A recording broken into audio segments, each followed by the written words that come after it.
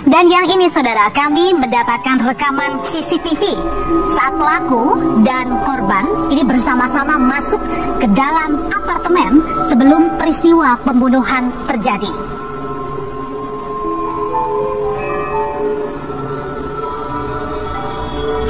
Nah, pada saat ini korban dan juga pelaku masih menunggu berada di luar untuk masuk ke dalam lift. Dan pada saat disinilah ada pelaku dan juga korban perempuan saat keduanya masuk ke apartemen sebelum peristiwa pembunuhan terjadi. Pelaku dan korban terekam sempat saling berinteraksi dengan akrab.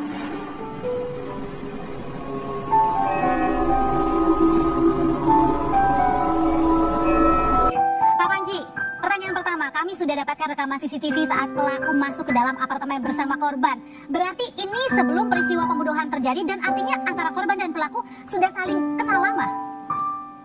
Betul, korban dan pelaku merupakan kawan, bisa dibilang sahabat, teman dekat, cukup dekat karena pelaku dan korban pernah tergabung di komunitas J-Army dan sempat melakukan siaran bareng di J-Army.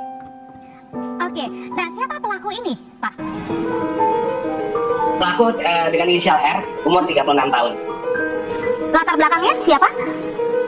Latar belakang pelaku ini dulu informasi yang kami dapatkan dan hasil pemeriksaan, pelaku pernah menjadi pendeta muda di salah satu gereja di wilayah Bogor. Oke, dan hubungannya antara korban adalah rekan kerja kah atau ada mungkin hubungan asmara kah?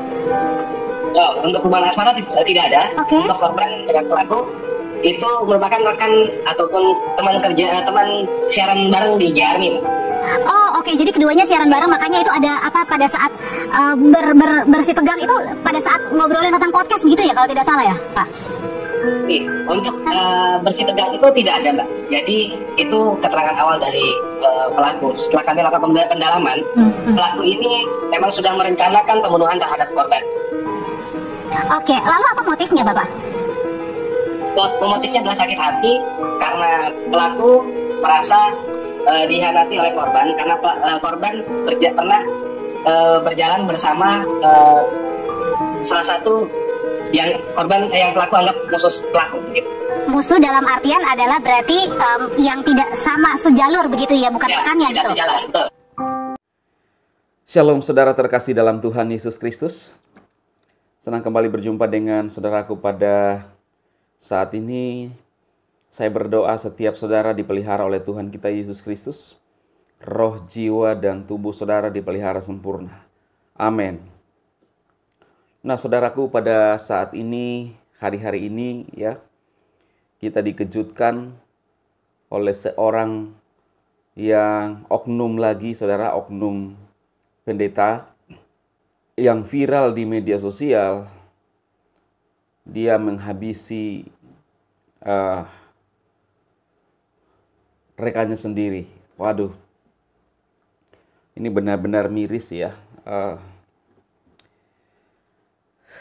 Kadang-kadang saya melihat berita-berita ini tidak masuk dalam logika saya. Tetapi apapun bisa terjadi. Ya, yang membuat saya tidak habis pikir, saudara, dia adalah seorang oknum pendeta ya. Ini menunjukkan kepada kita bahwa selama kita masih manusia, apapun bisa terjadi. Tidak ada jaminan bahwa seorang tokoh akan terbebas dari masalah-masalah seperti itu ya, saudara ya. Dan kalau kita lihat motifnya hanya masalah sepele.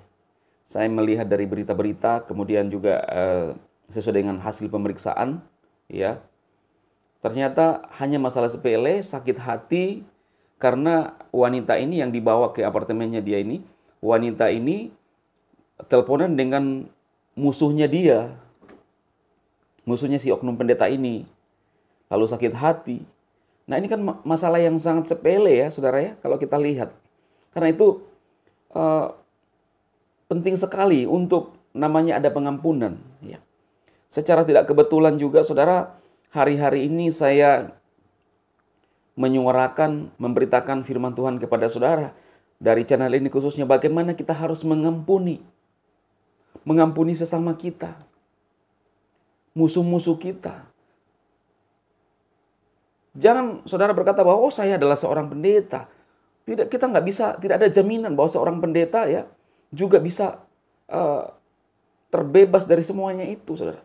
Karena itu pendeta itu hanya status, tetapi manusia, perasaan kita ini masih sama sebagai manusia, ya. Baru saja belum tuntas kasus Pak Sambo, ya, karena diduga ada pelecehan, ya. Dan itu bisa, kalau memang terjadi seperti itu, itu membuat bisa orang geram dan marah dengan alasan-alasan seperti itu. Jadi kadang-kadang di sini khususnya para pria itu dalam satu waktu itu bisa meledak, saudara, kalau tidak menguasai diri kita. Ini penting sekali. Nah, diperhadapkan lagi dengan seorang oknum. Namanya Christian Rudolph Tobing, ya saudara, ya. Kalau dari namanya saudara bisa tebak. Artinya apa? Kalau di Brigadir Joshua ini jadi korban, ya, yang Rudolph ini jadi pelaku, ya. Apapun bisa terjadi, saudara. Itu sebabnya dari channel ini saya selalu berpesan, kuasai hati saudara, jaga hati saudara, biarkan Roh Kudus memimpin hidup saudara. Tidak ada jaminan kalau dia seorang tokoh publik atau seorang pendeta sekalipun, saudara, terbebas dari hati, terbebas dari hal-hal semacam ini. Dan mirisnya, saudara, saya lihat dari berita diungkap oleh tim penyidik, dia akan berencana menghabisi 2 orang lagi temannya yang merupakan musuhnya katanya. Wow, ini sangat miris, saudara. Kalau saya bilang luar biasa. Saya berpikir bahwa kemungkinan oknum ini mengalami gangguan jiwa. Dan kalau kita lihat videonya, saudara, dengan entengnya masuk di dalam lift, merasa tidak bersalah, senyum-senyum kepada orang lain yang ada di lift itu juga, ya, patut diduga ada gangguan jiwa. Dengan entengnya ingin menghabisi orang lain, tidak merasa bersalah begitu, saudara, ya. Ini sesuatu yang menurut saya tidak masuk akal. Hati nurani itu di mana, saudara? Ini kalau hamba Tuhan benar tidak mungkin melakukan ini. Ini adalah hamba Tuhan yang kalau saya lihat, saudara, ini adalah oknum yang tidak punya motivasi yang benar. Ya, bisa menggunakan jabatannya hanya sebagai sebuah fasilitas untuk mendapatkan keuntungan-keuntungan atau ada motif-motif lain, ya. Ya, kalau memang dia normal ya ada motif-motif lain, bukan hamba Tuhan benar, saudara. Kalau juga bisa khilaf, saudara, atau bisa ada gangguan jiwa, semua bisa terjadi. Tetapi ya namanya manusia. Saya sampai gak bisa ngomong apa-apa, saudara, dengan kasus ini, jujur, ya. Saya hanya berdoa, saudaraku sekalian yang melihat tayangan video ini, jaga hidup saudara. Izinkan hidup saudara dikuasai oleh Tuhan, dikuasai oleh Roh Kudus. Orang bisa berbicara di atas mimbar, tetapi hatinya jauh daripada Tuhan, saudara. Hanya menggunakan label-label keagamaan saja, ya. Dan sekali lagi saya ingin menyampaikan kepada saudara sekalian bahwa ini adalah oknum, ya. Oknum. Jangan mengkaitkan dengan satu organisasi, saudara, ya. Organisasi. Jangan dikaitkan dengan organisasi-organisasi. Dan kita lihatlah, ya, ada banyak juga di luar sana yang melakukan hal yang sama, dan kita tidak bisa mengkaitkan dengan organisasi. Hanya saja ya mungkin dia berada di organisasi itu, saudara. Kejahatan apapun bisa terjadi kepada seseorang. termasuk pembunuhan, pencurian sama dengan korupsi, saudara. Kemudian kejahatan lainnya, saudara. Ya, moral. Karena itu firman Tuhan sudah memberikan awasan kepada kita, khususnya saudara seiman. Jangan membunuh, jangan mencuri, jangan mengucapkan saksi dusta. Jangan mengingini rumah sesamamu. Jangan mengingini istri, suami sesamamu. Tuhan mengingatkan semuanya, saudara. Tapi apapun bisa terjadi kalau orang tidak mengindahkan ini. Itu sebabnya saya sebagai hamba Tuhan memberikan awasan bagi kita sekalian, saudara. Supaya langkah kita tetap dipimpin oleh Tuhan. Dan juga pesan saya kepada siapapun, saudara, bahwa jangan cepat percaya kepada siapapun, termasuk pendeta sekalipun. Lihat buahnya, saudara. Kan kita bisa melihat dari cara-cara dia, dari gerak-gerik dia.